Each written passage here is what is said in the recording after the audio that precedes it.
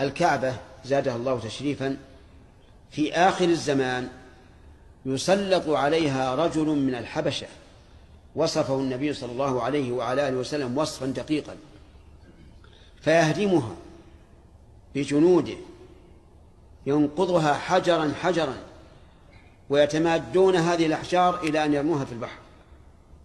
كيف ذلك مع أن الله تعالى حماها وأهلها مشركون؟ حماها من الفيل. نقول لأن الله حماها من الفيل لأمر علمه عز وجل، وهو أن هذا البيت المعظم سوف يكون فيه من يعظمه، لكن في آخر الزمان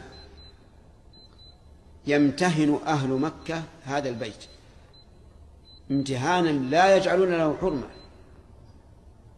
وليس هناك مستقبل له، فحينئذ يسلط عليه هذا الحبشي وينقضه حجرا حجرا ولا يناله أي سوء.